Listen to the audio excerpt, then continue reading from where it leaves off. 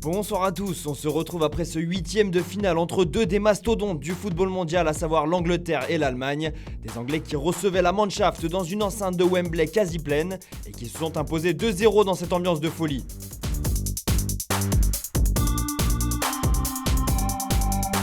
Et on commence sans plus tarder avec l'analyse de cette victoire anglaise.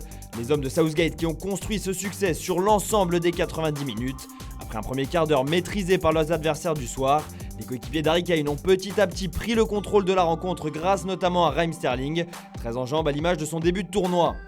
L'attaquant de Manchester City qui s'est rapidement mis en évidence dès la 16e minute, obligeant Manuel Neuer à se déployer afin d'empêcher l'ouverture du score anglaise. Mais comme à chaque fois lors de cet Euro 2020, c'est lui qui a une nouvelle fois libéré Wembley, après un excellent centre de Luke Shaw.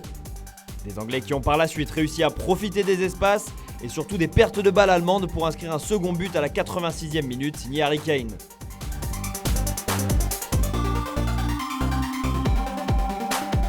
Comment ne pas saluer ce soir la prestation tactique de Gareth Southgate. Le sélectionneur britannique, souvent décrié pour ses choix, a pris la décision d'aligner un 3-4-3 en début de rencontre, au sein duquel peu de joueurs offensifs. Un choix payant puisque les Anglais ont su tenir sans encaisser de but.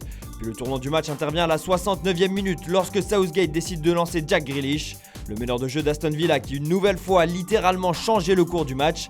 Servi par Harry Kane sur l'ouverture du score, c'est lui qui décale Luke Shaw dans un premier temps, avant que ce dernier n'adresse un centre décisif pour Sterling. C'est également lui qui se trouve sur le côté gauche à la 86e minute et qui délivre une véritable galette pour Harry Kane et le 2-0. Ajoutez à ça un nouveau clean sheet anglais, meilleure défense du tournoi avec aucun but encaissé.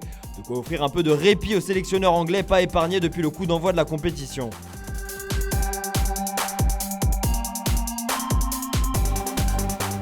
Enfin, si c'est la fête du côté de Londres ce soir, c'est plutôt la soupe à la grimace côté allemand. Impressionnant face au Portugal lors du second match de poule. Les hommes de Joachim Löw n'ont finalement pas su répondre présent ce soir. Les Allemands dépassés mais surtout maladroits devant le but, à l'image de Thomas Müller et de Timo Werner. L'attaquant de Chelsea incapable de se montrer dangereux en première période et un face-à-face manqué devant Pickford. Pas beaucoup plus de réussite pour Thomas Müller qui aurait pu égaliser à la 81e minute après une superbe passe en profondeur de Kai Havertz, mais le joueur du Bayern n'a pas réussi à attraper le cadre. Bref, les Allemands pourront remercier Mats Hummels sans qui l'addition aurait pu être beaucoup plus salée. C'est la fin de l'aventure et surtout la fin d'un cycle pour la Mannschaft puisque Joachim Löw quittera son poste de sélectionneur dans les jours qui viennent et laissera sa place à Hansi Flick pour le Mondial 2022.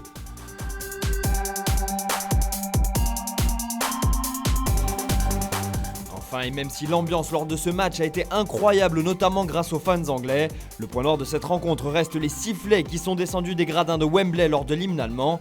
Un comportement inacceptable de la part du public britannique qui viendra forcément ternir la prestation globale de la sélection, même si la satisfaction du résultat devrait prendre le dessus ce soir. Voilà pour ce débrief et cette qualification de l'Angleterre pour les quarts de finale de l'Euro. Dites-nous dans les commentaires ce que vous avez pensé de ce match. Et nous on se retrouve dès demain matin sur Foot Mercato pour une nouvelle revue de presse.